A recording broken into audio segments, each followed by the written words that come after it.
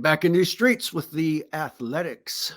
Hoops adjacent. David Aldrich here in DC. Marcus in the Bay. Our man Kelly Eco. Are you with the team in Indiana or are you back at the crib? Oh no, you're in the crib because I'm in the crib. You got the massive Marcus. You got the massive system behind him. I see the ecosystem behind them. You know what I'm saying? The ecosystem is global, but it ain't any yet. So man, I ain't never got the. You waiting for All-Star to bring the ecosystem? I know that's crazy. Yeah, the ecosystem with Kelly Eco. That's good branding right there. You smart. You smart. I'm trying to be. See, I'm not a Hall of Famer yet. I'm trying to be like I'm trying to be like MT. Better than that. So you better than that. Marcus, you ain't even coming to Indy, are you? Oh hell no. I knew it. No. Well, at least it's the last year of those cities. Yeah, I didn't do. Was it Cleveland last year? Yeah, did you do Utah last year? No, it was Utah last year. It was Cleveland 2 years. Utah last year. I didn't do Utah. Yeah, why didn't you do Utah? That's like you could have walked there. I'm not really into it, but the problem is the 49ers have been really good. So when they lose, it's like I'm not about to go hop to the All-Star game. You know what I'm saying? Now they're in the Super Bowl, so it's like, So when are you going to Vegas?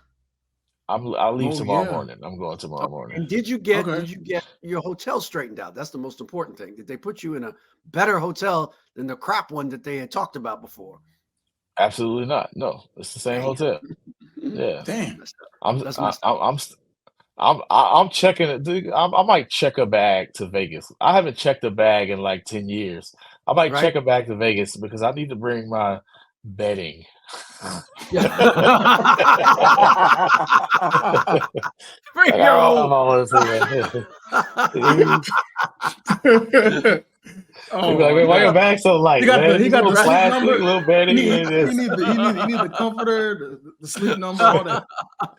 That's crazy. man. That is, dude. I would boycott that crap room and go check into my own shit and just dare them to say something. I would too. Or Airbnb. You would do Airbnb?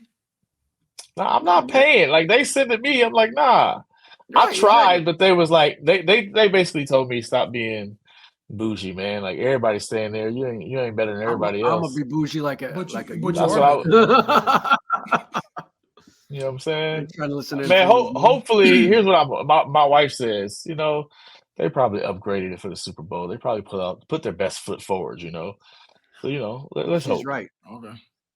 I doubt it, but if everything fails, always ask front desk. That might be able to help. You know what? No, this is a 10-second situation. And that key go in that door, and I open that door. If I don't like what I see, I'm out, bro.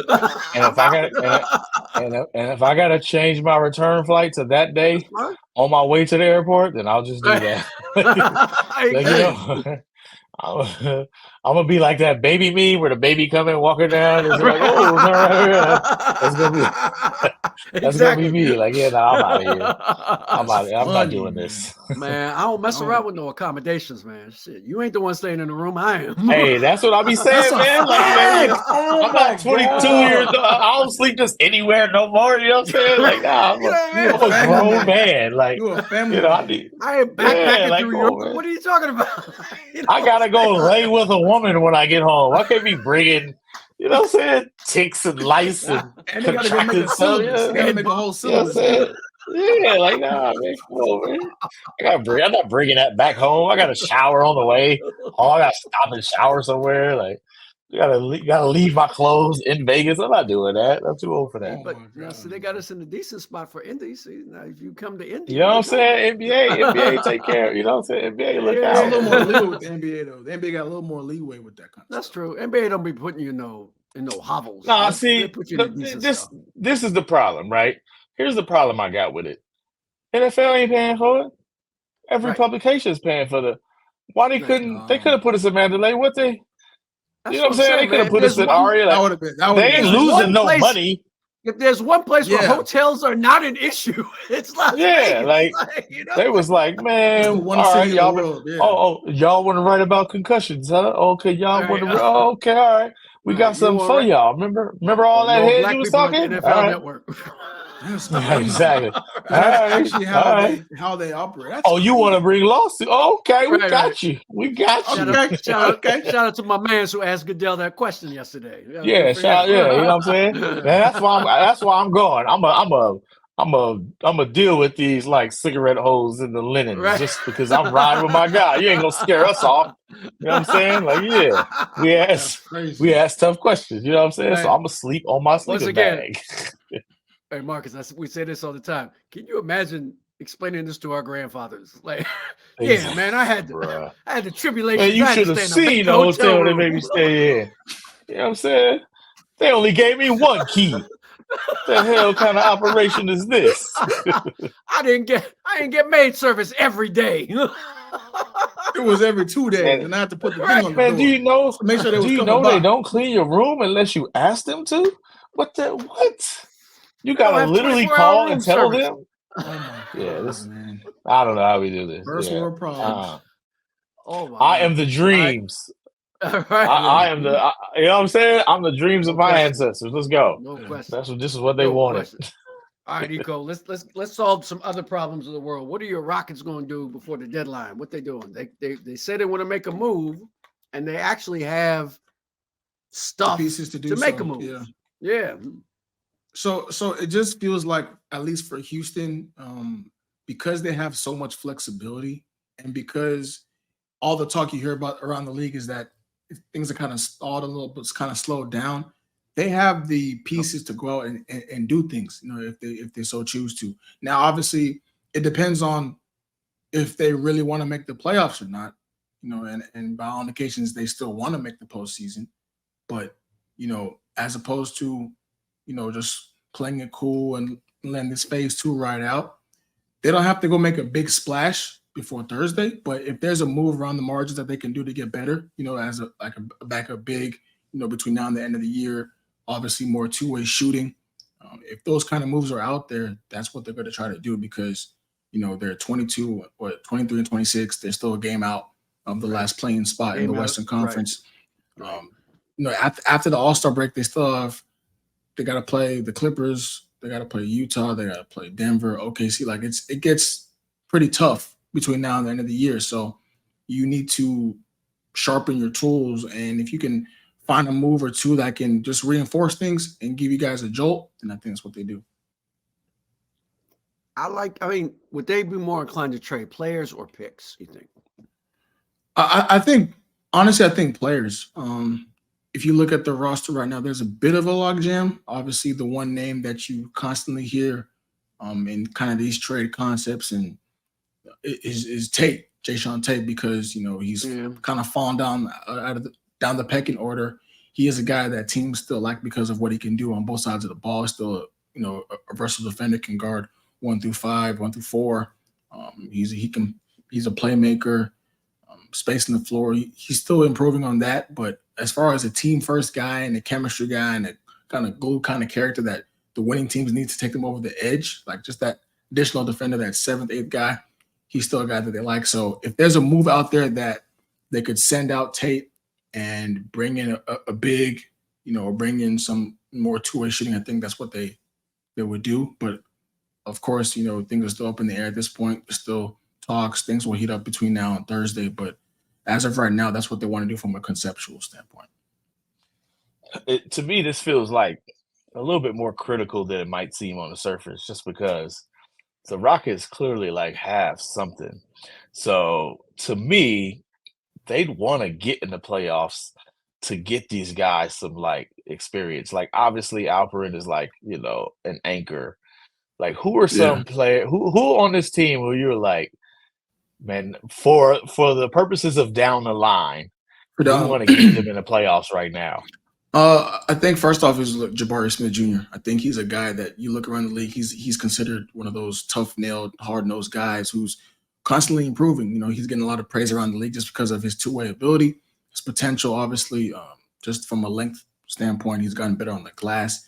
He's improving as a three-point shooter. He's someone that needs that, that kind of heightened level of play, to really juice things and really push that development forward Tari Easton's been out for a while, but he would also be one I put in that category.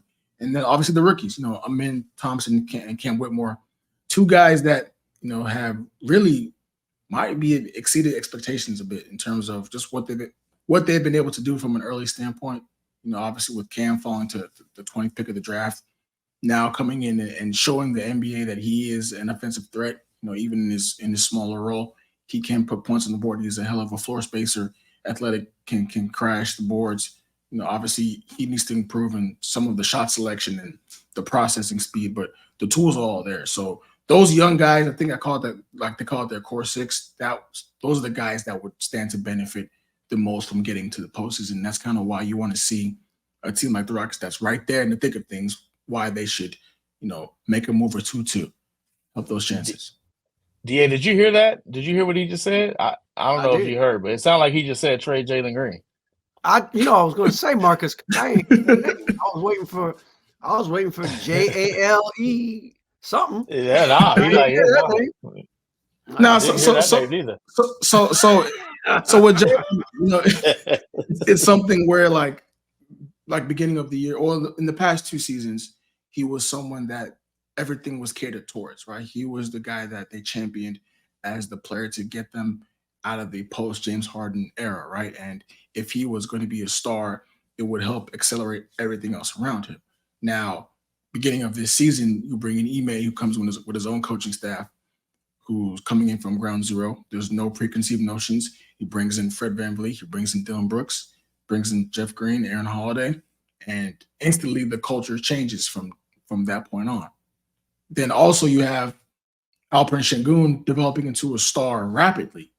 And I think if you were to be honest with that coaching staff, from a ground zero standpoint, they might not have seen that, from training camp. It's kind of thing where Alperen kind of took it by the horns and said, nah, I'm that guy. So man, it still don't look like it, kind of. Like when he play, it looks like it, but when you look at him, you ain't thinking. Because he's such a laid back guy. He's Yeah. such a laid back, chill guy. And so you have Jalen who's had to adapt to not being the guy anymore and having to find his niche in the offense, with guys that need the ball. Jabari needs the ball. Alperen needs the ball. Fred, of course, needs the ball. Then you have guys like Dillon that came here to have the ball. It's a bit of a give and go. So you understand kind of from a franchise standpoint, if there was a move out there that could bring them in another star, then it makes sense to even if it cost them a guy like a Jalen Green, right? Now, on the flip side, he had that big stretch where I think he was averaging close to 29 points a game over the last 6 out of the last 7 games, something like that. And you can kind of see when he's in a rhythm what they can do with him. It's just going to be a matter of they have so many mouths to feed. How do they manage this going forward? And how quickly does Ime want to win at a high level? Like if he's comfortable getting to the first round and losing in a tough 6 games, is that going to change things, or does he want to try and make a first round upset? Depending on what they want to do, that's going to be the direction where they go with Jalen Green ultimately. Well, you always have to consider the owner up there. For sure. Tillman ain't the most patient person I've ever dealt with in my life. So, sure. I wonder if he's really, pushing. Even if it's not Bridges, I know that was the rumor for a minute. Yeah. But I would be, given where they are, I would be surprised if they didn't do something kind of interesting by Thursday, just because I think Tillman would much rather be in the playoffs than not be in the playoffs, Sure. And if it means doing a little bit extra on a trade to get a difference maker, a wing that you mentioned, I just can't see him not doing that because he's always been very aggressive when it comes to these types of things. Yeah. So there is one caveat that recently an injury to Fred VanVleet, the adductor strain. Right.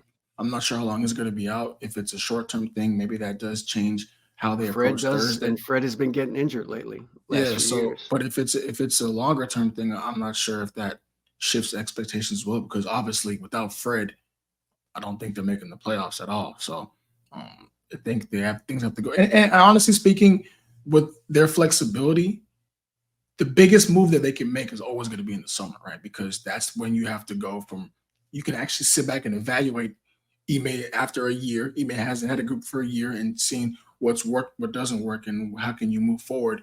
Then those guys would have had a year under the belt, extra experience. Now you can actually go out and be some big boys in the market, whereas right now, just because of the injuries with Fred and then Tari's still out, he's missed the last 27 games. If you don't have those two pieces, are you really trying to make the playoffs right now? It really depends on health and as always, Dia, you've covered this league for a long time. Someone has to make the first move in the market, and it's going to be a domino effect. So, I thought it was going to be Terry Rozier, a couple weeks ago. I'm about to say, you saying Danilo Gallinari don't count? Come on, man. No, he don't count. He don't count. So I'm trying Mike to see. Muscala don't count. You know what I'm saying? Like, the first move been made, man. No, them boys don't count, unfortunately. So, man, I'm like, what's my man on the roof? You smoke crack, don't you? Jump! It's time to jump, boy. Jump! Time to jump, Rockets. Let's go. Shout out to the great Joe Clark, of course. Joe Clark, there you go. I don't know. I was thinking Coach Carter in my head. Joe Clark. I was thinking. Oh, by the way, so to me, just always YouTube that scene with him and Robert Guillaume. That's the best scene of all time. And Stand By Me. It's when so, Robert Guillaume is the principal. sure. It's so good. It's so good. No question. To me, like, I don't know. I feel like the Rockets are in a weird spot because they could really make a mistake. This is why I think they really got to get to the playoffs, because you learn a lot about what you really got in the playoffs. And obviously you got your center, right? You got your big man, but like even like Jokic shows you, like you just in this day and age, you gotta have that A1, get a bucket, run your team, like crunch time guy. And that's what I don't know that they have. And I'm not sure it's Jalen Green. But if you're going to give up Jalen Green, you better be sure you got one, because you're going to need that. When you look at what they're dealing with, the Rockets are dealing with OKC, like Minnesota. You know what I'm saying? Like they're dealing with these for a minute. Like, you ain't going to be there. You got to have your guy. You know what I'm saying? So, like, I don't know, man. I don't know that Jalen's their guy in that sense, but you get him in the playoffs, he might look like that guy, and it'll change how you think about some things. You know never know. Like, and that's why the playoffs is always like, I wouldn't call it a crapshoot, but because of the heightened expectations and the stage of the game, national TV, you never know what can happen. Even if they do lose in like a 5-game series or a 6-game series, right, you can see what those guys do in serious settings, which ultimately pushes how you do things in the offseason. So getting to the playoffs it should be a mandate. Is there I know you all over the the ecosystem has expanded beyond H-Town. You know what I'm saying? It is officially a system now, DA. League wide. Yeah, this dude is like the mosquitoes that's coming. He just taking over territories. You know what I'm saying? Just taking over. Like, all right, once he in there, it's his. But I'm curious about like what Memphis does. They've got obviously, so many players out, and their season is pretty much a wrap. But they do. I mean, they traded Steven Adams, right? Like, right. Are they learning enough about some of these new pieces they have? Vince is playing really good. He's looking like it might be a good find. Like Gigi is kind of like, he feels like a mold cut from something, right? Like, hey man, It feels like a Memphis guy. It feels like a Memphis guy. And they get those guys. It's unbelievable.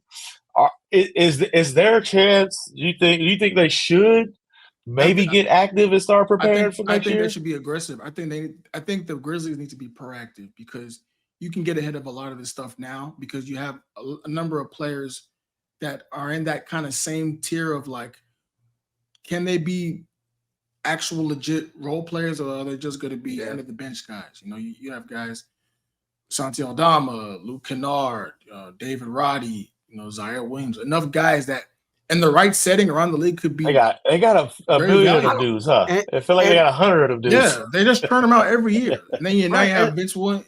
Like, they're guys that are attractive to other teams. Now, I was going to say, doesn't Luke Kennard doesn't really fit anymore, does he? Like, he fits. He I don't fits think so. with a Ja team, but he ain't got a Ja team right now. So right, yeah, and that's why I think if the opportunity is there, they should definitely consider moving some of these guys and just having like a consolidation move, because by the time next season comes around, you're gonna have to deal with who's gonna be the starting center. If you're not gonna roll out Jaren at the 5, you need another guy to come in because now Steven's gone and that luxury is gone as well. Do you depend on Brandon Clark, who hasn't been healthy in quite some time? Bruh, I was watching the game and I forgot about him. Like I was right. He's still there. Oh, that's Brandon Clark. Like where you been? Exactly. Right. And it's funny that this season, even when Ja returned, even though it was that lasted about a week and a half, he showed you in that span that he's still that guy. So you know that going forward, you can rely on Ja, you can rely on Desmond Bane, who's taking leaps as well, even though he's been out for a while too. And Jaren, you have your big 3. You have a core to build around. You still need shooting. You still need rim protection. And you need a rebounder because Jaren's has never been a consistent rebounder. So there are moves out there to go and get you those kind of players. But like someone like a Kelly Olynyk would be great in Memphis. Someone like a Daniel Gafford would be great in Memphis. Teams like just players around the league that can fit, because you have so many guys on this roster that are not going to fit in a year's time. Why not be proactive and get ahead of the thing right now? Yeah, see, DA, I think one of the things the Warriors have showed us is just how different the league is, even than it was last year. Yeah, for like sure. These new kids on the block. To me, teams like Memphis and even like Sacramento and the Warriors, they found themselves like, man, we were really good last year. We're gonna run it back. And it's like, yeah, nah, buddy, it's different. I don't know about that. It feels like Memphis needs to rethink this thing based on like, all right, next year, because next year this is gonna be OKC's league, Minnesota's league, you know what I'm saying? Like you gotta keep up. It's like you gotta keep up. They might need to be rethinking this right now. Like, all right, you know what I'm saying? Like, because it ain't gonna be the same league no more. And granted, 2022 they pushed the Warriors to the brink, but I mean they got cooked by the Lakers, a playing team, right? Like, you know what I'm saying? I wonder if like, to your point, if they're gonna. I think Brooklyn could be very interesting here because they don't just have, they've got Cam Johnson. You know what I mean? Like they've got like real pieces that could be could help a lot of teams. You know what I'm saying? Like Brooklyn turned into straight target, huh? Like you go get what you need from Brooklyn. Hey, Burlington Cold Factory. We got that Burlington Cold Factory. But they got another team that has a lot of tough, hard-nosed veterans that teams like a lot of 3-and-D guys, a lot of switchable guys, versatile guys that can come in and step in and help. Oh yeah, Brooklyn got some pieces. Makes you wonder why they're not good, but they got a lot of pieces. I mean, they don't have that guy though. I mean, they don't have a table setter. I'm not a criticism of Mikal Bridges at all. He's a hell of a player, but superstars are superstars for a reason. Like they just are. And there's not a lot of them, and they need one. They don't have one right now. So, but Marcus, you mentioned the Warriors. So, it was so sad watching Clay post game last night because I've seen that so many times before over the last 30 years. I've seen so many guys who were that guy have that moment and be in that locker room saying those things, understanding what that means for their career. Like my shit's not, it's about done. I mean, could he play next year? Yes. But I'm just saying, like, my status as that dude is cooked. I'm done. That's a hard day, man. That's a hard day. Hey, you know what it is? It's an overdue day. Yeah. The Warriors future, the Warriors future depends on everybody realizing that. And the crazy part, the part that I know is hard, but like it's fine. Right. You're 34 years old. It wasn't gonna. You're 34 years old, last and forever. you had two, and you had two major injuries. It's not like back to back major injuries. Like that. The part that I think Clay needs to come to grips with is that dude. This is literally what I'm like halfway through writing. Like Like that Clay is done. Like that Clay is done, but there's still a good player there. Yes. So you gotta be okay with not being great and have peace with being good because he's still a good player, but he's not a good player when he's chasing that great one. You know what I'm saying? Right. I think like Steve. I mean, here's the difficult reality about all this. This is how crazy the Warriors season is. Kelly, if I'd have told you this was going to happen before the season, you'd have been like, heck no. Nah. Chris Paul came off the bench for the first time in his career, and a rookie started in his play, like Brandon Bajemski. Klay Thompson, for the first time in his career this season, is like not closing the games. And last night, a G Leaguer was in his place. That's crazy. He get benched for like Moses Moody, the guys you thought was coming, Guy Santos, the guy who's on the roster. And shout out to because Guy you Santos. gotta have, he's on the roster because you gotta have 14. Let's just pay one of our guys, right? Yeah, and like that's kind of exacerbated. It's like you not only losing your spot, like what the Warriors need is something that's provided by the hungriest players. It's not really talent. It's like, we need somebody to go out here and go get it. Like, so Gee out here going to get it, man. Gee, like he's from Brazil. He been waiting for this moment. He playing for a future. Like they needed some hunger out there. So like that's the interesting part. But to me, like almost like I get why it's sad, but to me it's like it's actually not sad in that sense. It's sad that he needs to realize it. It's sad that reckoning, right? That reckoning that he's got to have. Like you said, that moment where it's like, yo, this is it. But to me, it shouldn't be as sad. It should be more like, man, whoo, that was a crazy ride. Great run. Damn, he had a great run. Shoot. It's not exactly the thing is like he's not done. Like it's not like Willie Mays, right, in the outfield, right? Like Willie Mays was done. Like that was over. It's like, hey man, please don't. It's like, Larry Holmes, like, yo, bro, get out the ring. Like, don't do it. It's not that. This is, I used to be all NBA. Now I can be a really good starter. Right? Like that's, you know what I'm saying? Like, I don't know how sad that is. That's, but it's sad because it feels that way. Yeah, no question. Superstars is different, man. It's different, man. Like I learned that lesson watching everybody when Michael Jordan was here in Washington in the second year, and he was going to come off the bench and he was going to be sixth man of the year, and it was going to work out great because Stackhouse could start, and it lasted like 5 minutes. And MJ said, "To hell with that! I don't come off no bench." And he probably should have. It would have helped them that year, but it's hard for great players to humble themselves like that. It's just really hard, man. It's hard. But especially Clay too, right? Like Clay was the most. Clay still probably got one of the all-time best player walks of all time. You know what I'm saying? Like that dude strut like a blaxploitation movie. Right. I don't know where he got it from. I don't know where it come from to do with Calvin Lockhart back in the day. You know what I'm saying? You know what I'm saying? Like if you threw a fur coat on Clay with a cane, like it would fit. Hey, slick Rick.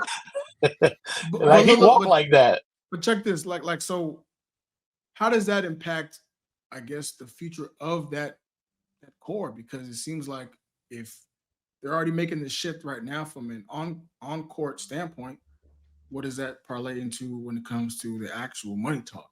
Like, well, how much money is he looking for? That's the thing. Like, is it going to be okay? Nah, money done, bro. Money done. I mean, you gotta go. Maybe you go to Houston and get it. Like, ain't nobody paying him $40 million, bro. It's not happening. Nobody's paying him $40 But can he get 20? Can he get? You can get 20. I think he can get 20. I mean, he can get 20 from the Warriors. They'd be like, man, we want to pay you 15. We need 20 because you Clay. You know what I'm saying? Legacy contract. I think we reported the other deal was 2 for $50, and he turned it down. You know, they would 20 ain't 20 no more. Like 20 is more like 14, 15. Paying Dorian Finney-Smith to 20. So it's like, exactly. 20 would use some Draymond making 24. You know what I'm saying? Like it ain't like that's that much money. But the issue is like Clay's got a $43 million salary slot. So even if it ain't spent on Clay, they gotta spend it on somebody. And the bottom line is if you're watching Steph, man, he needs another guy. He needs another dude. Yeah. He needs another dude. Like that's what he needs. I'm gonna run this to you, Marcus. There's a guy that can get buckets, that's young, that has championship experience. Jordan Poole could come back. Oh, hilarious. Oh my God. I'm just saying. I'm just saying. Oh my like, God. Here's the only crazier things have not happened. So that's right. Here's why it can't happen. Jordan Poole is like not doing it. I can imagine being like, you know what, I'm just not playing anymore. But they just can't. It's like, I mean, can you put a worse defender next to Steph? Like, I don't know. You can't. Like, you just can't. They need like the beauty of Klay Thompson was that he could defend. Like, he took a load off of Steph for years. Yes. Like, they need somebody who can do that. Yes. That's what they need. And go get a bucket. Yes. Yeah. So now you start talking to somebody like DeJounte Murray. It's like, all right, you know what I'm saying? Okay. Like, I like that. Okay. I like that. Okay. You know the guy I like, I don't think they like him that much, but I feel like Zach LaVine. I feel like you'd have to buy in though. Like, they're not. I mean, the added like some of the pouting. You buy. You know what you do next to Stephen Curry?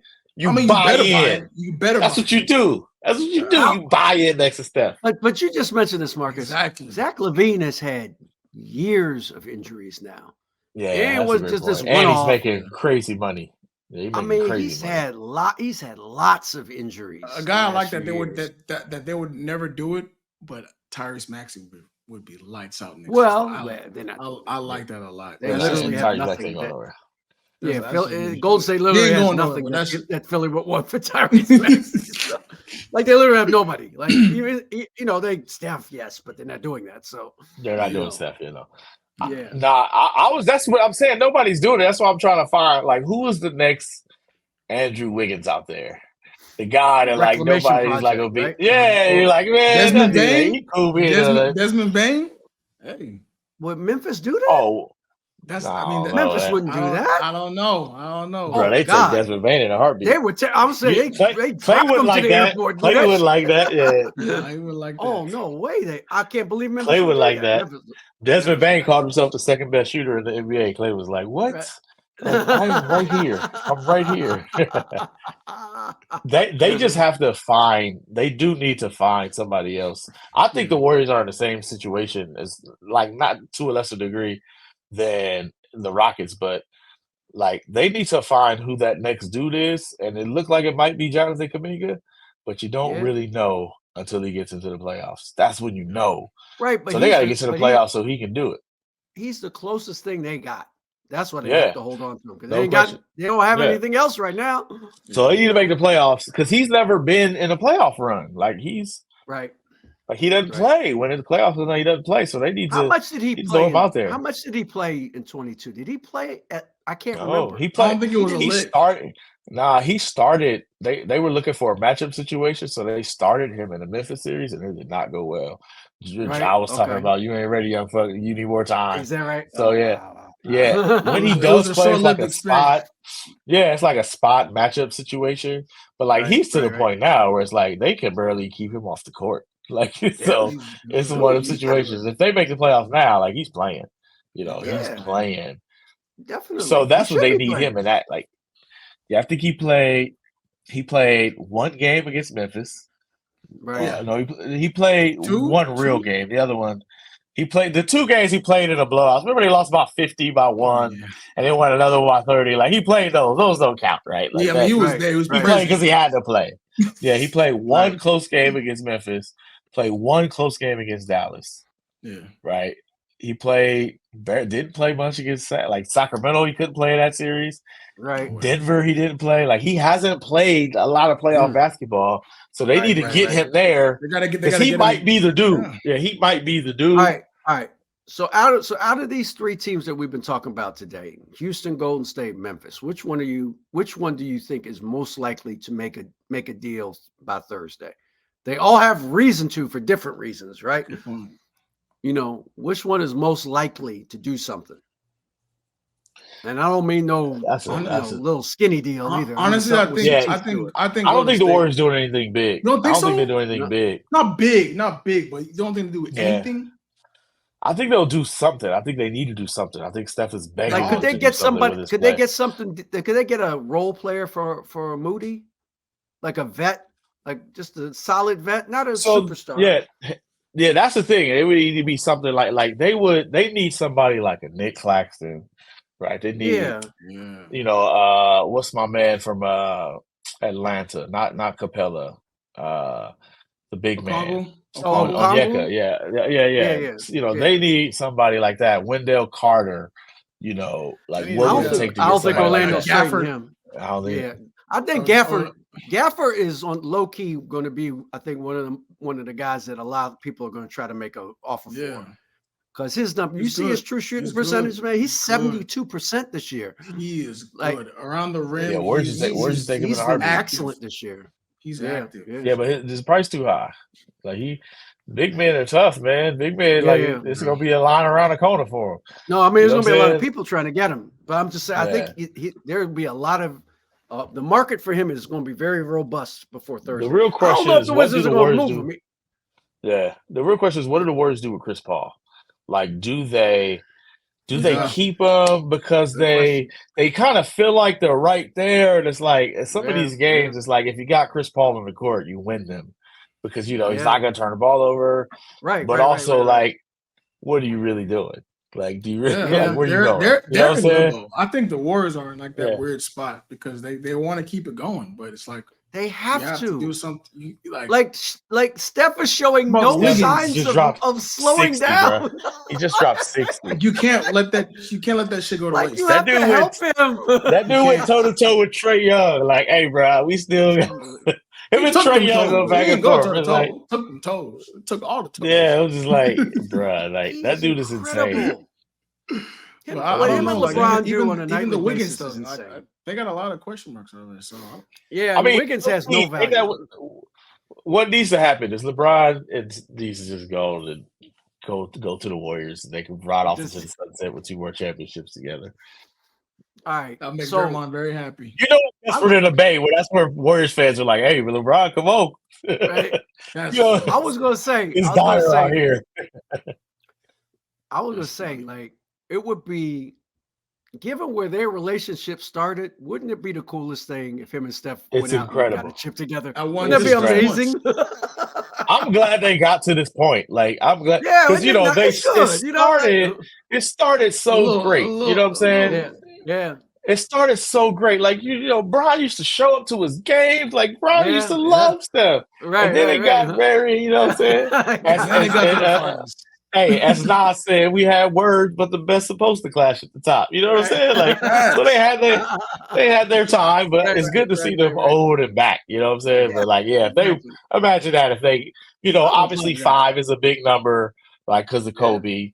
You know what I'm saying? Right. So for both of them, I know. The respective fan bases will hate it, but for them to win, right? Damn. They had to get over. I hadn't even thought about crazy. That. Damn. If I had the courage, I would write that for Thursday. I hadn't even thought about they could both get 5 together. Get 5 together, yeah. How about I mean, they're this era. You know what I'm saying? Right, obviously, Brown is the, you know what I'm saying? But this era don't happen without Steph. Like, Steph pushed Brown to another level. You know what I'm saying? Like that. I might have to sack up. I might have to have some Hennessy and sack up tonight. It's kind of cool. It's a good idea, D. It's a good idea. Damn, I love that idea. What, the Lakers ain't going nowhere? Nah. It would take a king's ransom for that. It'll be a meltdown. It'll be a meltdown. All you gotta do is tell Bron though, hey man, we'll draft Bronny. We good. We don't care about the picks. We got them. I don't care where we pick them. Right? That's funny. Nah, I don't think it would be a meltdown if it happened. A meltdown. Maybe that's what we need to end social media. Right, the internet will collapse. Yeah. We'll just make NBA Twitter. Restart this thing. Knowing what we know now. Threads, NBA threads. That's the new thing now. They need a rebuild. Talk about rebuild. No question. Iko, where you gonna be this week? You going anywhere? This week? No, I'm gonna be in Memphis next week though. They play Houston and then they play the Bucks. I think so. I'm gonna be there doing something. That's on another Journey. team needs to do something. Hey, you know what I wanted to ask y'all? What does Orlando do? Friend of the show, Jamal Mosley. What does Orlando do? I feel like ever since he came on here, they could use another. They could need in the shooter. I want them to get some shooting. You think they could use like a 6'7" shooter? They could use Clay. They could use Clay over there. That's who could use Clay. They could use 2018 Clay. I think Clay would be good. Is he available? you gotta go dig in the archives for that one. But I mean, you cannot trade Klay Thompson. Like, no, you talk about melting down. No, they need shooting. They desperately need shooting. Like, I mean, he had 37% on his worst year. Jordan Clarkson. What's the name? No, from Memphis, Luke Kennard. He would be great for Orlando. Yeah, like that's exactly what they need is somebody like Luke Kennard. Yeah. No, is Chicago really gonna keep this thing together? Like, I don't understand. I think you would think that the Levine injury kind of forces them to okay, we can't do this anymore. But it's like, what are y'all doing? I don't know. They're really gonna ride this out, huh? I don't know what they're doing. Man. I don't like. I don't get it. Even the Wizards said, "Yeah, that's it, man. We fold. That's it." Yeah, they finally said it. Even the Wizards folded, man. They finally did it. Austin said, "Damn, man, we gotta do it." Bulls out here straight on their Lloyd Christmas right now. Like, I've been holding. They don't want to move. They hold on to this pair of sixes for the last 12 years. You know? It's crazy. You would think that they would move DeRozan. You would think so. But it's like, what are y'all doing? Vooch? I mean, somebody. I don't know. Vooch, Vooch, I'm cashing in. Vooch, I'm cashing in DeRozan. It's like the worst I'm cashing in Kobe White right now. Kobe White don't miss. You know what his value is? Like, I'm cashing all that. Caruso would be good in Golden State. Caruso, they got pieces that people want. They got pieces people want. Yeah, no question. No, they like, but they're like, these pair of sevens is gonna hit. Let me see. I just can't believe. I can't. If they're the same team come Friday, I would be so disappointed. I would be so disappointed. I won't be surprised though, because that is me. What has Chicago gotten right in the last 7 years? I don't understand. Yeah, you know what? I don't understand what they're doing. I just don't understand what they're doing. I don't. And you know what? Boo and Jerry Krause, for Krause's wife. Exactly. That should get them 10 more years of purgatory. And they're about to trade. I sentenced you to 10 more years of purgatory. Karma. That whole woman crying on. That was wrong. That was wrong. Come on. That's a team that's not going to trade DeMar DeRozan. That doing stuff like that. Probably not. He could help the Warriors too, by the way. Bruh, Debo, no question. Man, no question. So funny story, DA. I'm one of the 49ers PR guys is from Chicago, big Bulls fan. And so he like one of them Bulls fans who like whenever they lose, I go in there and because it's all over his face. He's just like dying, like he's so disappointed in his team, right? He's so frustrated.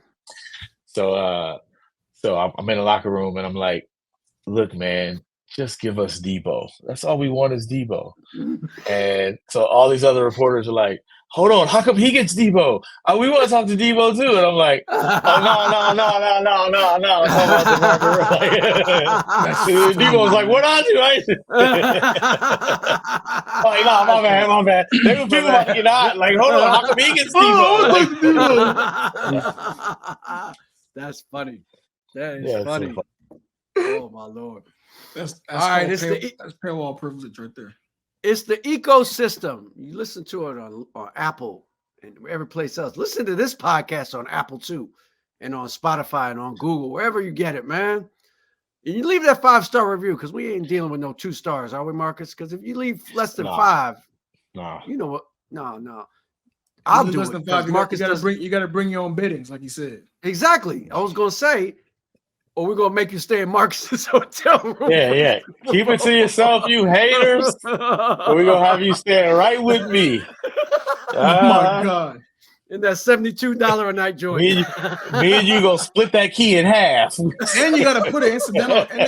Hey, if the incidental is damn near the room rate, you probably don't want to be there.